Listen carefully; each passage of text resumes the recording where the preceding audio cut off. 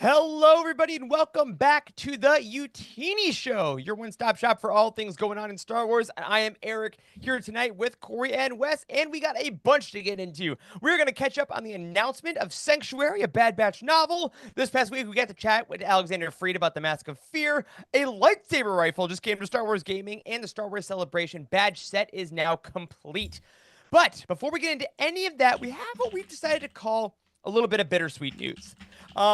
Our first piece of news is that you may notice that for the last couple of weeks, it has been the three of us, me and Corey and Wes. And if you're a longtime viewer of both The Living Force and the Youtini Show, you'll know that we have a fourth guy, Charles, one of our best buddies. And this is where I want to tell you that for a multitude of life reasons, it's just going to be the three of us going forward. Charles has been an integral part of the Youtini Show and The Living Force and Youtini for 5-6 years. But life happens. Things go on. We still love him. We still actually see him quite a bit, honestly, in real life.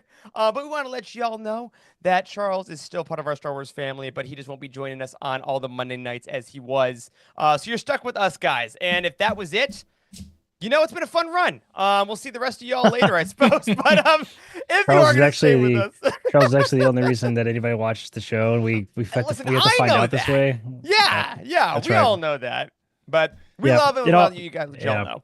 In all seriousness, Charles, I know you're going to go back and watch this or listen to it, and we're going to miss you, man. It's been, we started this when Charles and I were both in medical school, and we did this through our residency together, and now we're attending doctors, and we've been that way for a couple of years, and that's a long dang time to do a podcast. Like, I think the average number of podcast episodes, I think, is like 12 or 15, and we have collectively a lot, which we're going to talk about here in a second. But it's been awesome doing this. I feel really grateful that Eric and I, you and I are both in Charlotte, so we get to see Charles on the reg, and we're going to miss him on this show for sure. So thanks for everything, Charles. And I'm going to cherish those roundtables that we did forever. And my gosh. Yeah. Artistry. Pieces of artistry those were. Yeah, we're definitely going to miss out on all those Easter eggs that we made you literally go hours and hours and hours through and that you got for a 45-minute podcast. So, man, I appreciate it. I'm going to miss you a lot. But I'm still in the text thread. Don't take me off. Don't take me off. Yeah, no, we will not exile you from our totally fine and allowed group chat that every group of guys has. But as Corey mentioned, that is not the only piece of news. Now the sweet part of the news, a little bit of sugar at the end of dinner here. We discovered, and you know what? I'm not even going to say we. I'm going to give credit where it's due. Our buddy Oz over on the Cosmic Force podcast was doing some crazy data mining recently and discovered that tonight's episode of the Youtini Show is the 1,000th podcast show that Youtini has put on since our inception, including all of our Patreon exclusives, including all the shows that we've made over the years. This is 1,000 shows that have been produced by those folks that have worked with Youtini over the years. I mean, I'm kind of speechless and dumbfounded by it. Like, Corey and Wes, back me up on this. It seems ridiculous that 1,000 shows have gone on with people that have been affiliated with Youtini. 1,000 is so many. Yeah, so many hours of podcasting.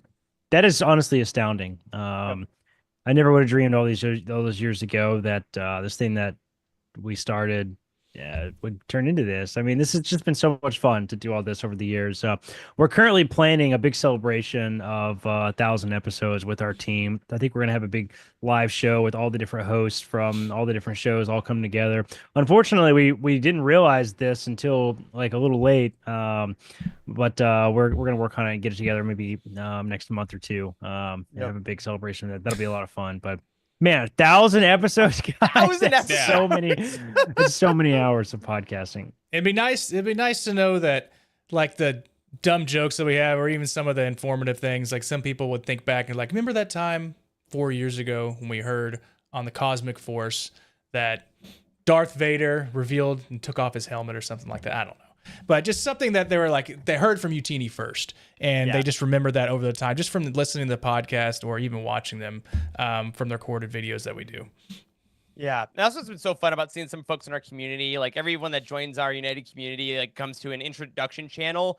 And there's been folks that say, "Oh, I came in because I love the Star Wars archives." Of, "Oh, I'm in the comics thing. And I find you guys that way." "Oh, I watched the Youtini show. We're listening to the Living Forest like 4 years ago." Like people have found so many parts of us. I mean, the Legends Look Back community alone has been going Yeah. so strong that they've now branched on to another second show. Like I know. there's so many amazing Youtini projects, and if you've listened to 1, 4, 900 of them, thank you all so much. It really means a lot. So here's to the next 1,000. I said that and then I got scared thinking about another 1,000 episodes. But sure. Here's to another 1,000 everybody. episodes. That's crazy. Here's to another 1,000. But tonight is not about 1,000 shows. It's about one show because we are of the moment. And for our first story tonight officially, we actually have to go back in time just a bit, but not all the way back to the beginning of Youtini. Because during the Youtinis last week, the Star Wars community actually got a brand new book reveal, and honestly, we couldn't live with ourselves if we didn't tell you about it. Sanctuary, a Bad Batch novel by Lamar Giles, was officially announced and got a cover, a full synopsis, and a release date of August 5th. So, Corey, let's address the elephant in the room to start this. We actually did hear about this thanks to a leak from Random House UK a few weeks back. We talked about it on the show, but now that it's official, how are you feeling about this announcement? I mean, I think it's fun. I think it's a fun idea for a book. I will say that the Old Republic Commando books were some of my favorites. I loved those Yes, growing up. absolutely. I think I read them fairly early in my like initial Star Wars Legends reading, like back when I was a kid. I'm pretty sure I read them pretty early. It's a strange series because it kind of ends like suddenly. Like there were supposed to be more books and they kind of discontinued the series. So it feels like it's unfinished when you read it, and you a lot of people find that pretty frustrating.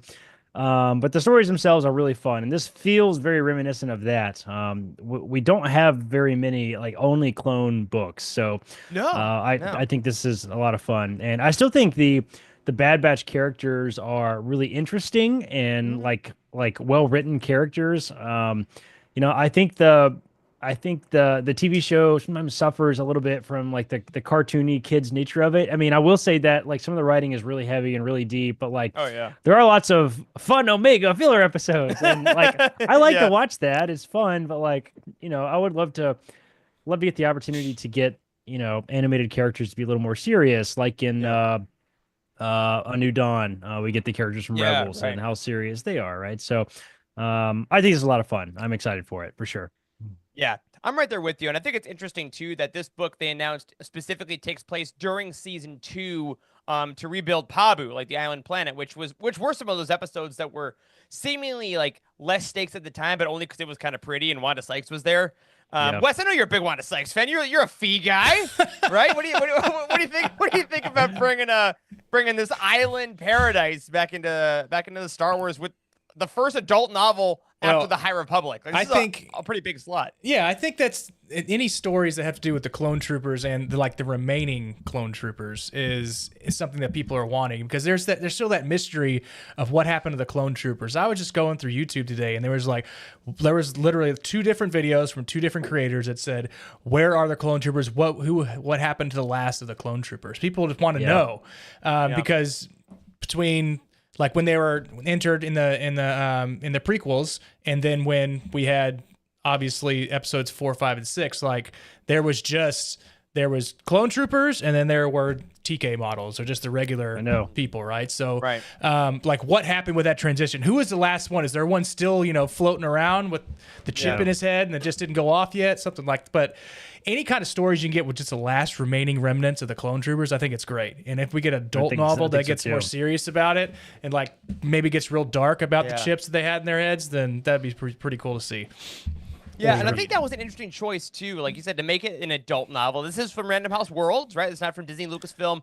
Even though I do believe Lamar Giles is a young adult novelist primarily, they're taking him and they're taking an animated show and making it adult, which I thought was cool. And we did address that this was kind of the full package that they announced, right? They got the title, we got the release date, which we always have to wait forever for, and we did get an amazing cover that, like, we talked last week with book cover of the year. That was a big Youtini award. We talked about how great the covers have been. And guys, not to immediately make Wes make us go back to the screen we just got off of, but I'm going to make you do it because I love you. This cover, I was really blown away by just kind of how representative it is. If you haven't seen it, it's the silhouettes of the Bad Batch, but in front of this like orange and red, almost evoking like a fire. Yeah, a volcano notion. Like, explosion. Yeah, a it's bit, really explosive looking cover. That remind me of those books you were talking about, Corey, with the clone troopers. Yeah, that's one of the reasons I think my mind went to that. I think it's the one that where it transitions from being clone troopers to being stormtroopers, and I think it's I think it's 501st. It might be the last book of the series, actually, if I remember correctly. But it's that red sort of color scheme like this. Yeah, I don't know. It looks serious and heavy. The synopsis that came out last week doesn't really fit that as much either, right? Like the actual story like seems a little interesting because like you said, it's on Pabu. It's kind of Ocean's 11 auction house type of vibes, I guess, is kind of what I got from the synopsis. So I don't know. I don't know if it's going to be as dark and gritty as I kind of hope it is. I hate to have that like cliche opinion that I want my Star Wars books to be dark and gritty. But you know, we've already had a lot of fun kind of angles of Bad Batch. So having something kind of serious would be cool. Yeah. Well, you keep mentioning it. We got the synopsis right here, folks. If you haven't checked it out, we're going to run through it for you. Obviously, it's spoiler-free. It's a public synopsis. So I'll just tell you a little bit about it. But let's see if it sounds as gritty as we want or if it's going to be a little fluffier, because here is how it goes. Hunter, Wrecker, Tech, and Omega gamble on a mission to help rebuild Pabu in this thrilling adventure for the Bad Batch. A good soldier knows that life is all about change, whether it's on or off the battlefield. Surviving, living means adaptation. Hunter is well acquainted with this lesson. He's on the run from the Empire. Echo's off on a mission with Captain Rex, and Crosshair is still Crosshair. But amidst all the change, Hunter still has Tech, Wrecker, and Omega. So, pause right there. We know this is not going to be about Crosshair. It's not going to be about Echo, Tech, Wrecker, Omega, and Hunter. That's what we get. And it seems that his small family might have finally found a safe place to land, far from the increasingly vigilant eyes of the Empire, Pabu. But their potential new island home is in desperate need of resources if there's any hope for the fledgling community to recover from a devastating sea wave. That's where Fee Genoa, self-proclaimed liberator of treasures, comes in. With a couple of jobs she swears will get them the funds they need. Despite Hunter's concern with Fee's precarious plans, the rest of the crew is fine following her lead. Things go wrong almost immediately as Fee's droid blows the crew's cover at a high-stakes auction, and they barely make it out with the relic they'd been paid to acquire. Hunter insists they finish their first mission and deliver the relic before taking on more work, but Fee and the others push forward with a second job, ferrying a couple on the run, one of whom is due to give birth any moment. Hunter worries what they're risking, especially when their mysterious new passengers cling to lies and secrets that trace back to an ISB officer hot on their trail. As Hunter tries to get the crew back on a stable, safe path far, far away from anything to do with the Empire's watchdogs, their overlapping missions only invite more danger and chaos. On the verge of failing both their desperate passengers and their community on Pabu, the Batch must remember that the only way to succeed, the only way they survive to fight another day, is by trusting each other. So yeah, if you really want to use Star Wars as escapism, we're going to talk about environmental disasters. We're going to talk about economic hardship, and the issue that you have when you're failing multiple jobs at once and don't know how you stand with your family. That's right. You know, fiction. That's right. Yeah, I'm excited about the mention of the ISB in here too. That's really fun. We got to look at the Imperial Security Bureau in Andor, and we now have a really good depiction of this dark, scary bureaucracy with seemingly unlimited power, which is really cool. So if they can kind of tie that into Bad Batch somehow, I think that sounds like a ton of fun, and I'm totally ready for that. I like how they also still stick with the fact that they have to do these jobs to make money to live. I know, right? Like I always wondered that when I watch some of these stories or movies. They're like, how do they get money to do that? Like how did Obi-Wan survive? What he was stealing is what he was doing. He was using the Jedi. We've talked about that on the show before. That like I really want to know more details about the financials of how the Jedi do their thing. Do all the Jedi have like a company credit card? Like how does it work exactly? Well, they're tax exempt, right? Of course, they're a religious organization. So you're right. Do you think they're all just so unbelievably arrogant? They just like show up and like go to restaurants and be like, "Oh, I don't have to pay. I'm a Jedi." Yeah. Maybe you didn't realize that I am who I am, but may the Force be with you. Didn't you hear what I said? May the Force be with you. Yeah, no, exactly. it's also funny because the first Star Wars movie, a decently large part about it is getting money for travel. I know. Like they're Right. like Han They have to sell Solo like everything. charges them. I Yeah. know. That negotiation is insane too, by the way, because like you really get a pretty good idea of like how far money goes like in Star Wars because like so Han says he's going to he offers to take them for 15,000 credits. And Yep. and Luke is just like, "Holy shit, are you serious? So much money." And even Obi-Wan like raises his eyebrows like, "Okay, that's a lot of money." All right, so 15,000 credits. We now have context for value in Star Wars. It's a And decent then amount. then Obi-Wan agrees to what does he agree to? I think he says 3 now and 15 later, or no, 2 now and 15 later. Yeah. And Yes. Which is to be fair, More than he a asked. horrible deal for Han to take. yeah, Like, what are you horrible talking deal for about? Han to take. And then Han turns to Chewie and he says 17. This is really gonna save our skin. So like this is just Yeah. a huge amount of money. Yeah. Yeah, And 17 also grand. in Jabba, like he doesn't like I don't know how much he owes Jabba, but that's got to be more than that. So Yeah, right. like yeah, and then Luke sells the speeder, so which for what we can presume is around 2,000 because that's how much money they need at least, Yeah. right? So it's like a if used car is like 2 grand. a used car is like 2 grand, and Han is going to charge him 15,000 to like that's insane. What is it like Yeah. $300,000 in real Also, money? they went to Alderaan pretty quickly. Like it didn't Yeah, they take a did. long It wasn't time. that bad. I know. Yeah, but it was very Anyway. obvious they had to like escape the Empire stuff. So anyway, I'm interested in Yeah. the finance of what's happening in Yeah, because with this whole situation. This whole like we're gonna do one mission and then we're also gonna take on another mission at the same time. This is how I play RPGs, where it's like you're doing the main mission, but you pick up a side mission at the same time, and the game really clearly wants you to like finish your main goal. You're like, yeah, That's but right. if I take on the side gigs, then I can get the resources to upgrade my gear while I'm playing the main mission. And it's like, no, finish the quests. No. ADHD. I guess so. ADHD. That's what that is. That's what I that need is. it. Listen, no, what you do is you start 10 different missions and you gradually work them when it's convenient for you. And when you have like 5 that you're ready to like cash in, you go and cash them all in. But because it's been so long since you did any of the missions, you have no idea what the hell you're even cashing in. All you know is that you have to go and talk to this guy, and you get there and some lady is like, "Oh my God, thank you so much for saving my husband." And you're like, "I'm sure I did that." Yeah, he's in the cargo hold, I bet. I don't know. Yep. Sounds yep, right. Definitely saved him. Give me the money. Skip. So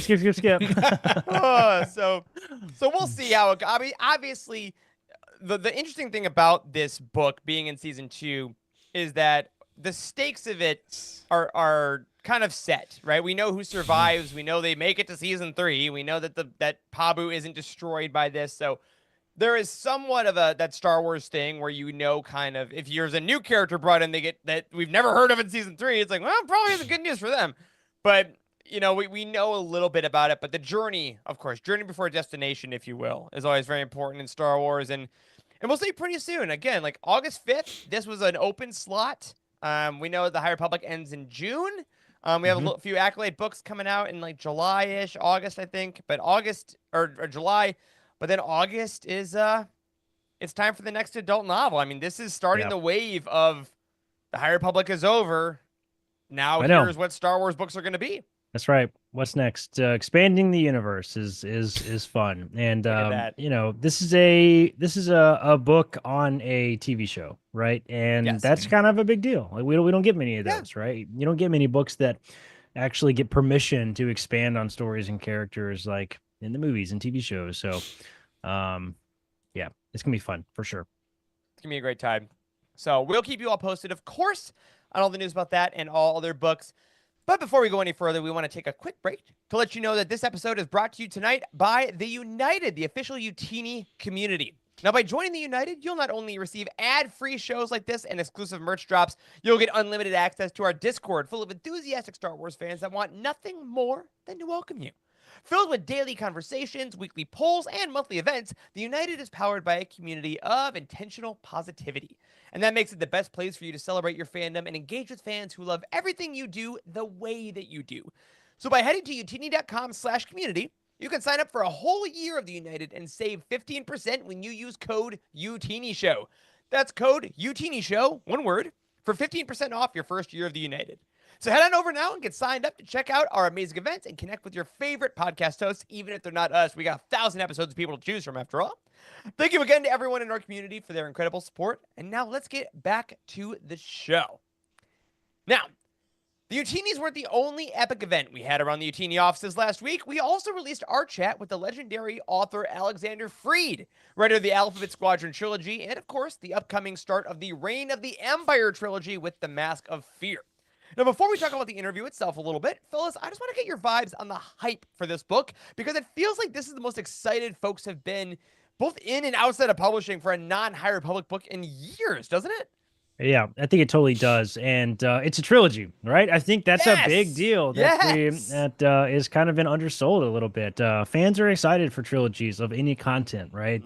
Trilogies are as true to Star Wars as the lightsaber is, right? I mean, I think that fans getting a trilogy of books is a big deal, and I am personally incredibly excited. I mean, Alexander Freed has a amazing track record with trilogies for that matter. Yeah, So, seriously. your interview was a ton of fun, Eric, and there's an article over on the site too with the highlights if you guys haven't seen that. So check it out for sure. Yeah, I mean, I really enjoyed Alphabet Squadron, especially the trilogy itself. But the first book that he wrote was fantastic. So I'm really excited to see what he has in store for The Mask of Fear, and then for the next 2 upcoming books. So, like you said, trilogy. That's where it's at. So you're gonna sell a lot of people with that too. You're gonna get a lot of people on board for the second one right away. Oh yeah, and like Corey said, if you want to check out our full chat, it's both on this audio podcast feed. It's also on the site itself, written out for you. But there's a couple points I wanted to talk about with you guys, because as I was chatting with him, first of all, he is such a cerebral person. Like, there's so much going on in his mind all the time. And I chatted with him, you can kind of see the cogs turn. Obviously, we only published it in audio, but we had our video cameras on, so I got to see him kind of think and work around a little bit in his process. And one of the points I really liked when I was asking him about the 3 main characters of Bail Organa, Mon Mothma, and Saw Gerrera, and he made a really great point of how they all saw the rebellion differently. He said that Bail was our connection to the Jedi legacy, because he's literally like raising a child of a Jedi, which I forget all the time. And then he said Mon is coming from the political, social, and like cultural perspective. And then of course Saw has a little bit of the extremist stuff, And when you combine that with another quote of his when he said, "We're playing in the same thematic universe of Andor," it made me realize like how big the scope of post Revenge of the Sith life is. Like, there are so many angles, and I feel like myself, I'm always like, oh, the Jedi died, and that's sad, and then I move on. But like, I don't know. What do you guys like think a lot about the different kinds of things that happen after Order 66? Like, I do. The fact that there's so many wheels going on. Yeah, for sure. I think this is really one of the only blue oceans is the term I would use. Blue ocean is there's a really famous business book called The Blue Ocean Strategy that's about like oceans are red if the markets are saturated with the product of that style. So this is like the rebellion versus empire in the original trilogy. That's a red ocean, right? We've seen a ton of books, we've seen TV shows, animated TV shows. Like, there's so much stuff around that time period, but like the actual like dominoes that all have to fall for like an entire galaxy to fall in line under a tyrannical government are kind of massive, right? You can't just like snap your fingers and suddenly there's military control. I mean, suddenly you have to recruit people, you have to enable martial law. There's all this legal stuff that has to happen. Like, I mean, just the Senate alone is like a huge part of this and wasn't even abolished for 20 years, right? There was a tyrannical government for 20 years before the Senate was abolished in episode 4. So, this like period, like right post Order 66 and around the political situation that was happening in there is really ripe, I think. For storytelling like this. And it's a very specific style of storytelling. It's very adult. It's very gritty. James Luceno would probably like do well in this era. Because it's going to be serious and a lot to think about and a lot to digest. Like, it's not going to be the sort of happy-go-lucky lightsabers and, good versus evil fight we get. There's going to be a lot of nuance in it. And we can absolutely always expect that from Freed. Yeah. I talked to him a bit about that because I had read the book fully before I talked to him. And I said, this is a very tense book. You know, you do go through a lot of that stuff, like you're saying, Corey. And I said, you know, I needed a walk after some chapters. And he said, maybe the funniest thing an author's ever said to me in the history of Youtini. He said, well, no one's ever accused me of writing page turners. And I was like, no, hold on. Like, it's not that I didn't want to keep reading your book, but he made a good point that like he writes with such a level of complexity because I think he respects the gravity, like you're saying, of the issues, right? Like, it is like watching Andor. We've talked a little bit about our rewatches ahead of season 2, that you kind of have to sit with it for a bit. And you know, for all of you that are getting ready to read The Mask of Fear coming out next week, of course, we'll put a review on the site of what we thought, but it's not going to be as quick as some of these past, you know, just Jedi versus Sith quick lightsaber battles. It really does take a little while. But that does allow him to get into more minute details, including one point that we talked about in the interview. We posted a little bit about it on our socials, and people kind of picked it up and seemed to enjoy it. Because I noticed that he made a point of saying that Mon Mothma, within the book, she's very stressed, obviously, trying to hold everything together, and she just takes anxiety medication. It's not a thing. It's not like a major plot point, but she mentions taking her anxiety medication when she's like imprisoned as a political prisoner, like early before the book, they like don't let her have it. And like, it's just a part of it. And I asked him about that. I said, you know, are you like intentionally normalizing mental health in Star Wars? Is that something that you thought of as you were going with this? And his response was very interesting. And I just want to read it directly because he made such a great point. He said, yes, you know, he thinks it is going in a good place, but he then said, quote, I want to counter that by saying, not to criticize my own portrayal here, but I think it's a lot easier to have a character who is well established as being privileged, wealthy, clearly well-educated, and a woman dealing with anxiety medication. I think in terms of where we are as a culture, in terms of depictions of psychological struggles in pop culture, I think when you see a Han Solo type character casually referencing taking anxiety medication, I think that puts us in a different place. Blew my mind because I was like, there's some nuance. I'm reading it like, oh, well, we're normalizing. He's like, well, yeah, but she can afford it and she's not judged for it. But like the scoundrels still aren't. Like Han can't just pick up his meds and stuff. And I thought that was like, oh, again, how many wheels in his mind are turning? Oh, it's to realize it's good. that, you know, it's brilliant. I mean, That is Freed really does. He does really feel like, kind of like a little bit of the old guard, a little bit. Like he reminds me a lot of the really old school sci-fi writers like Zahn and Luceno that like wrote the Legends books that have, you know, some gritty nuance to them, right? Like I appreciate that. I appreciate that in a lot of ways. Like it's easy to sort of like I don't know, tokenize is the right word. It's easy to like write for stuff that you think will sell well, I guess, in the modern culture of like you know, like without authenticity, like, oh, this is a buzzword, this is a hot topic. Cool. Exactly. Yeah. Exactly. And it's a very delicate dance, I think, as an author to try to figure out like how, you know, how you want to address stuff like this in a book. But I think that's a beautiful nuanced take. And I don't know, we just don't get that very often, I feel like, in Star Wars books. And it's real too. So that's interesting to add into the book. But one thing I really hope for is that it has those little tiny connective tissues that connects it to the movies and to other books. And I know that he's gonna obviously do that stuff, but if it's so intricate to like it makes sure that you have to read this book to know why something happened, or that you saw the journey of why it was supposed to happen. And he, much like Lost Stars, there were those little pieces in Lost Stars that just connected all the original trilogy. So I'm definitely gonna pick this one up for sure, because I definitely, or like I said, the trilogy thing. I was thinking about going back to Legends and rereading the first trilogy. What was the first trilogy? What am I talking about here? Star Wars. Zahn's trilogy. Yeah, Zahn's trilogy. Yeah, I was I'm fiending for a trilogy, and I was like, what? I need to go back and reread a lot of things, right. Or you know, I'll just wait a little bit and I'll just pick this one up. The who's the narrator? Is it Jonathan Davis?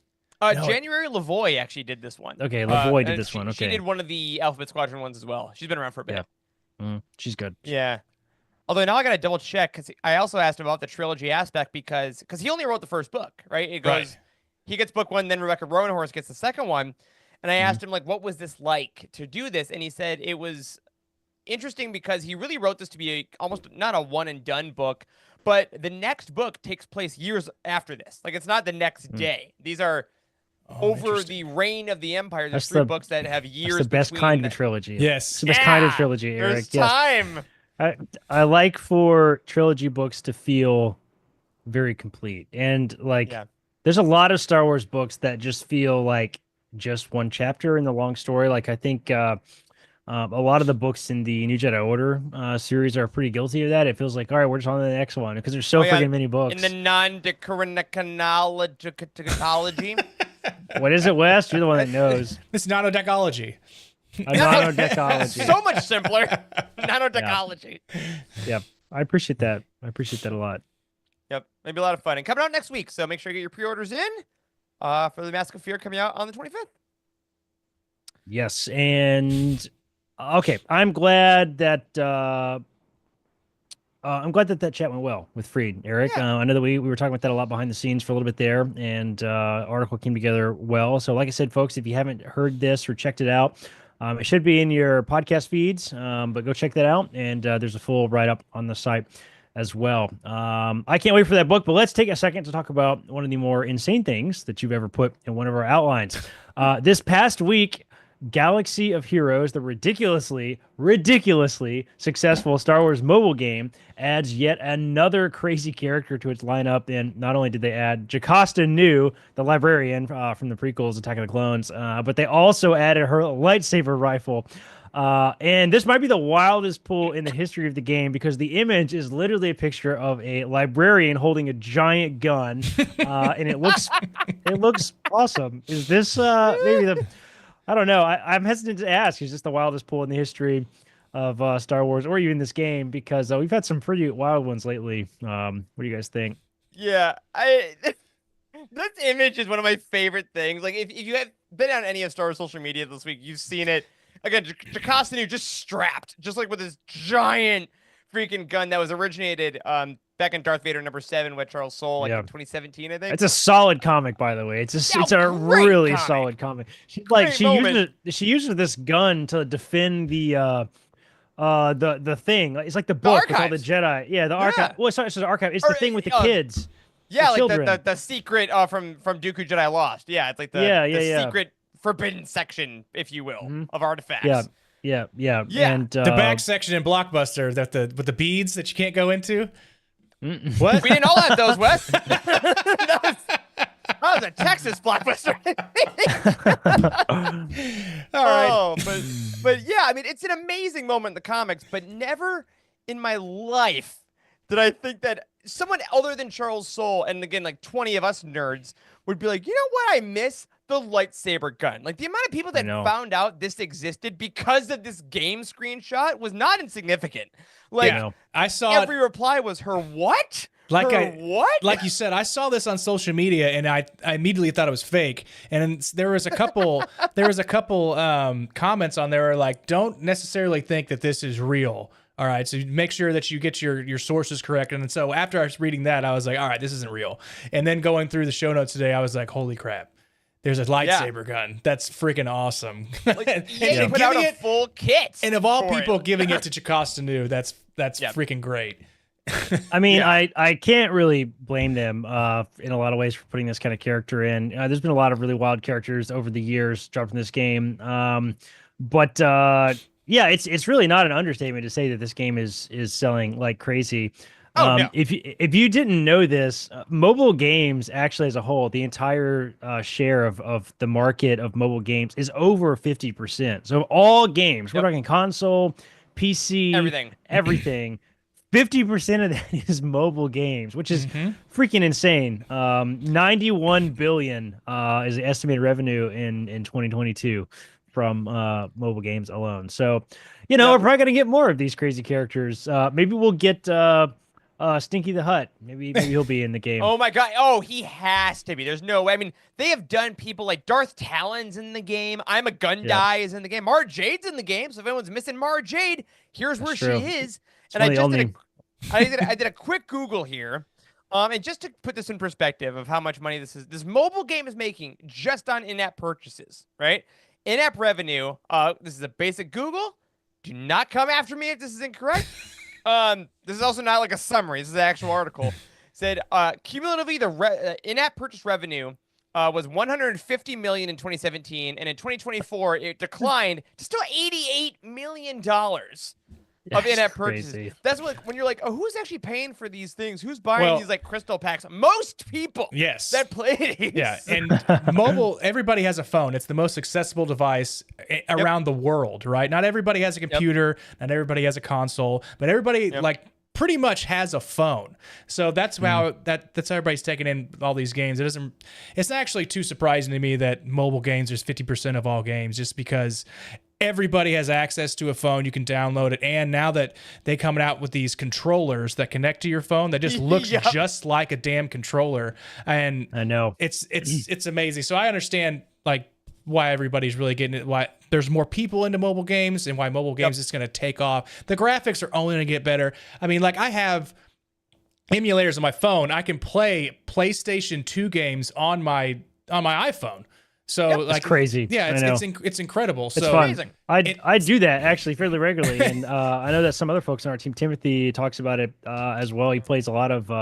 I think he says he plays Fortnite more on his laptop with a controller than he does on his TV. Yeah, like with the cloud gaming with the Game computer. Pass is amazing. Cloud gaming is really incredible. Have you guys played this game much, by the way? Galaxy Heroes. Did you ever go through a phase?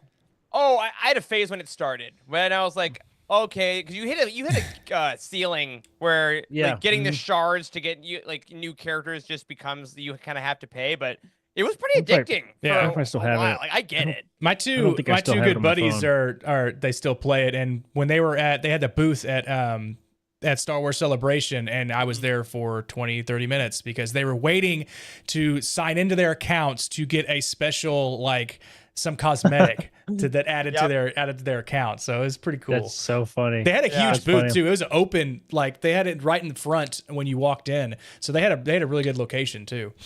Yeah, that's I mean cool. They make so much money, and I do like that they do not discriminate between like we're only gonna do the characters that are cool in canon now, or just the Legends throwbacks. Like anyone that has been part of Star Wars can be part of this game. Like Batcher, the dog from Bad Batch Season 3, is in the game. Like, and then if you team up Batcher with Bad Batch members, you get boosts, and like Bastila, all the people from KOTOR, like Julani is in it. Like all the people from KOTOR are in it. Jude Law's not in it. Actually, I did look. That's what we need. We need the kids from Skeleton Crew just getting shot in the face in Galaxy Heroes. I mean, like Wicket is one of the first characters they added in the original game when it was first out. Right. So like, you can kill that little Ewok all day long. I need to download it again. I think I was pretty high level. I did it a lot. Charles played this a lot as well. Oh actually. Yes. Yeah, no, he was way I think I think he like still plays it, but I've never been a fan of these like grindy games like this where you if it's a kind of game that has the it has a fast forward button that you can just push and just make everything happen like almost instantaneously. I don't really want to play that. And this game has one. It has one of it's those. literally what it does. Although I will say the so EA put out what they call it a kit for Jocasta Nu to show her like her abilities and stuff. And the way they did the animations, I think was actually kind of fun because she starts out with a saber. She has a like regular saber, and then there's an ability where you look down at this like box, this metal box, and she takes her saber and she slices it open, and it flips up, and the gun is in there. And then she like arms herself with the gun, and then she becomes a ranged attacker with the lightsaber gun. And I'm like, you know what? As far as just game mechanics go, like she's versatile. She can do multiple different kinds of attacks, I suppose. And again, if you've read that comic, if you haven't, go do it right now. It's still one of our best comics of all time, I think. But she takes care of business with that lightsaber gun. That's all I'm gonna say. She crack shot, lightsaber, 2020 vision. What I mean, steady hand. That means she probably has. Oh yeah, quiet trigger pull for her. This is what actually. When Obi-Wan's talking about an elegant weapon for a more civilized age, like. Yeah, he was thinking about his beef with Jocasta Nu that he had back in the prequel era, because like he just really wasn't a fan of how much personal time that she just like spent in the range. There's a giant gun range in the Jedi Temple if you didn't know. Massive, and just massive. like every day after work, Jocasta News just down there, just magazine after magazine, just unloading into targets. First one Unloading there, into last one to targets. leave. She's a real stickler. Can't you just see her down there with like the big shooting headphones on? Yep. And she keeps using up because it's powered by a lightsaber, so she keeps using up all these lightsabers and destroying these crystals. And like, Jocasta, these are living things, and she's like living ammo. So we'll get more younglings to go risk their lives to get me more. Don't worry. Go to Illa. Mama needs another box. Oh my god.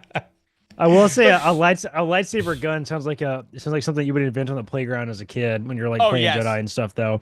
Yep. Lightsaber gun. I have lightsaber gun. I win. God, yeah. Okay, Kyle. Cool. Your name's Kyle. I'm sorry, but you know what you did. So go download Galaxy of Heroes now and let us know if you're playing Jocasta New and see how good she is. Oh, geez. But for our final story tonight, we are going to look ahead just a little bit to Star Wars Celebration Japan. We're doing that a lot, but of course, we're only 2 months away. But this week, StarWars.com did reveal the final badge art pieces for the convention, as well as a look at the first bits of merch that are going to be available to attendees. Now, Corey, I know that you're heading to Tokyo to enjoy the convention in just 2 months. So I'll ask you first, how do these badges compare with those of years past? And what do you think this kind of art design, this focus on art, tells us anything about the vibe of Celebration Japan? How is this going to be different than like Chicago and Anaheim?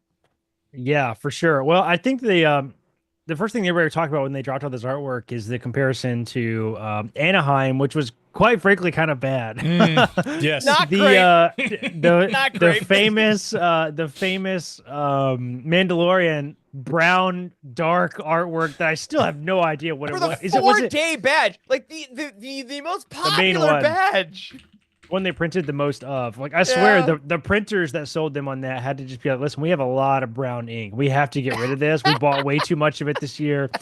Yeah, they were terrible. I still don't know what it is. I think it looks kind of like a gate, maybe, of some kind. It's one of, I think it's Grief Karga's world or something, like with some of the impossible to see.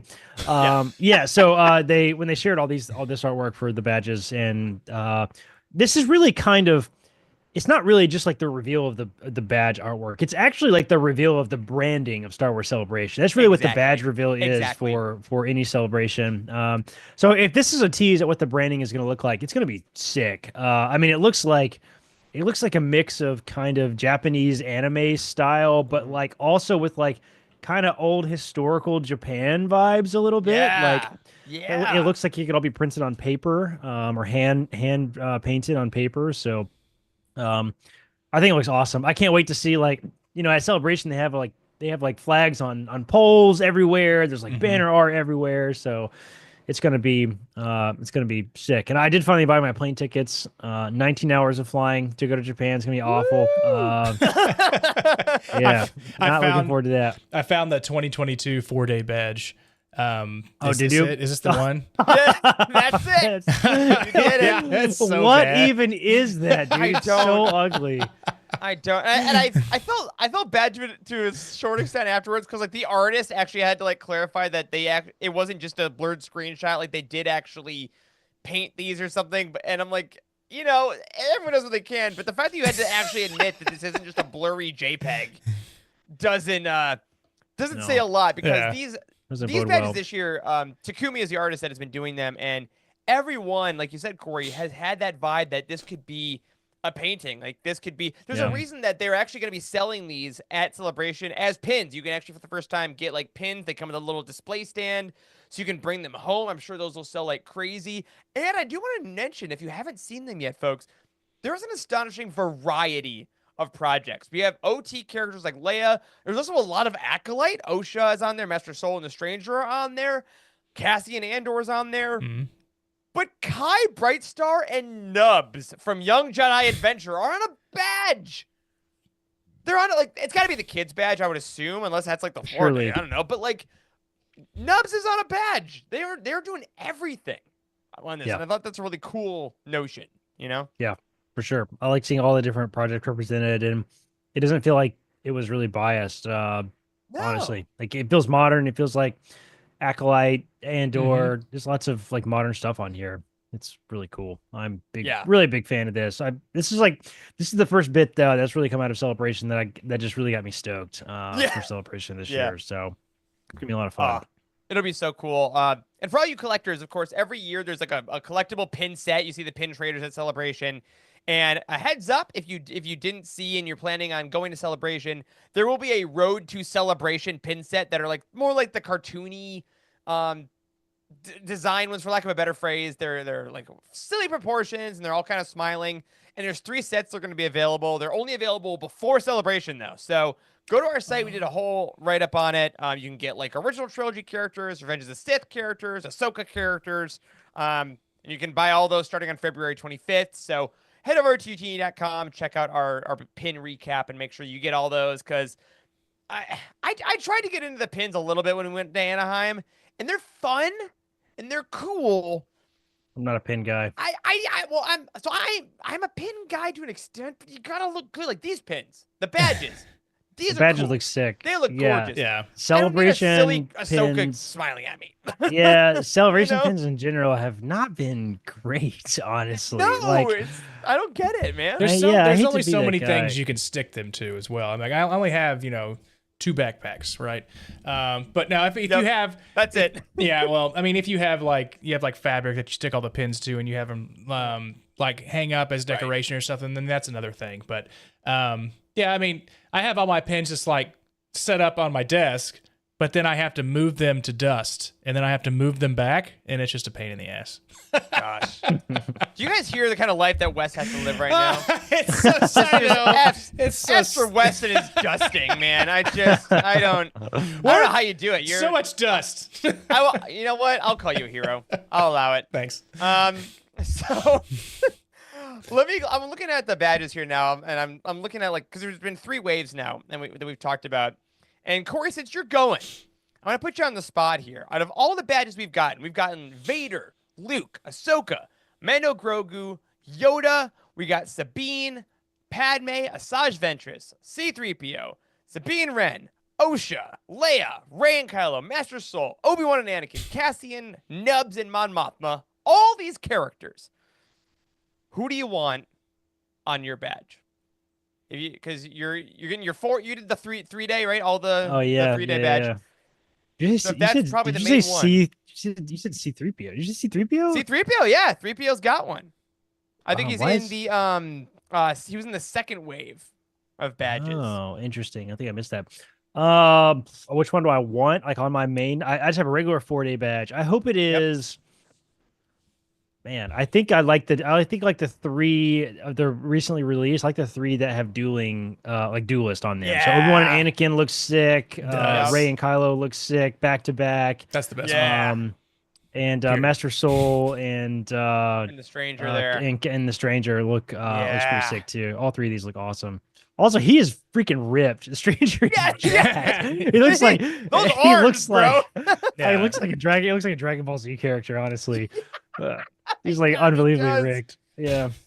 Yeah. No, the action shots would be really, really freaking cool. Yeah, of course. I mean, Wes, like you're saying, that Rey Kylo one screams. Rey and Kylo is fantastic. But that Obi-Wan and Anakin one is really good too. That's a Charles one that we'll have to hang over his head and get him back to the show. Well, I mean, using that classic Japanese painting of the wave, which is that very classic. It's like that giant blue wave. I love how they made that wave like orange and red, like the Mustafar lava, behind them. Again, Takumi mentioned in interviews that he used these classic Japanese symbols and these classic Japanese art inspirations to make these badges.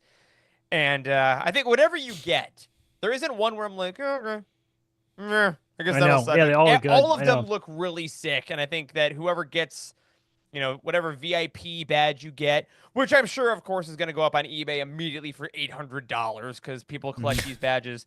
If you're a VIP, sell your badge after the last day. If you want to make back the flight, little free knowledge there, but it's really cool, and I hope that this is just indicative of the amount of care that is being put into it. And I don't know, maybe as we go forward now, the art for all of the conventions are going to be like this. I don't know what the artistic legacy history of like in Orlando would be. I know. I don't know. It's Are great. they all Mickey? That'd be fun. It's great just hype be- for the What do show, they do? though. It's great hype for the show, and just to get everybody ready to walk in the doors for the first day and be like, "Nah, I am ready to get in some Star Wars." There's nothing like it. There's nothing like it. If you're a Star Wars fan, at some point in your life, you really have to try to go to Star Wars Celebration. It's insanely expensive. It's not a trip that you can just take all the time. Like, you're freaking exhausted at the end of it. The travel aspect of it is a nightmare because you got to be there so early, and then by the end of the day, you're just totally exhausted. But I'm telling you, you got to do it one worth time. it. It's worth it. It's totally worth it. It's At totally least worth once it. in It's your just life, insane. like Corey said. Just once, at least in your life. once, yeah. Yeah, For because sure. one of the best weekends of my entire life. I was thinking about it when they put this up, and I keep remembering back to like that final day, that feeling of I will never miss a Star Wars Celebration because you're jacked up, and then you're like, it's in London, then Japan. You're like, I'm gonna miss some Star Wars Celebration. I know. Um, I think it's unbelievable. luckily It's okay, from being a travel doctor for like 2 years, I had a ton of credit card points. But that's right, man. I think the 2 plane tickets for just being Caitlin was like $3,500, something like that. That's so much money to fly. Expensive Holy flight. smokes! Just to it's so Just to get expensive. there, yeah. Just to Yeah. get there. And then you want to Yeah. not like, you don't want to string shoe it once you're there because it's such an experience. And, again, Yeah, I know. these are all the best problems to have, but like For they're sure. going to be doing these for a while. I mean, now that we're Yeah. back, it seems like at least every other year probably. And for the love and care they're putting into it here, of course, we will keep you up to date. 2 months, we'll keep y'all posted. We have meetings on our calendar internally about how we're going to handle our celebration coverage because we'll have people in the U.S., we'll have people in Japan. It's gonna be bigger than it's so. gonna be bigger than it's ever been. I think Youtini Yeah. is certainly going to be one of the best places to keep up with all the latest news at Celebration for sure this year. And a lot of that has to do with the fact that I'm going and Eric's not. So yep. It's one of my best friends is getting married that weekend. It is my second time one of my friends has gotten married on a Star Wars Celebration weekend. I don't know how that's possible. I'm very happy to be going, but because of the time change, I think I'll be able to wake up and help out with coverage on the for ground. sure. So It's gonna be awesome. we'll have a great time. But go check it out. Get hyped for Star Wars Celebration. Like Corey said, it's the best time of year, but the best time of the week, I'm afraid, is over because it's the end of the show, guys. We did another one because that, my friends, will do it for this week's episode of the Youtini Show. Thank you so much for tuning in and hanging out. And a special thank you to our United community, especially Brian Dooley, Carl Sander, Anthony Shulo, James Taylor, and Michael Fry on our High Council. Make sure to head over to youtini.com/community to join the United today with that special coupon code. We will see you next week for everything going on in Star Wars. And until then, may the Force be with you.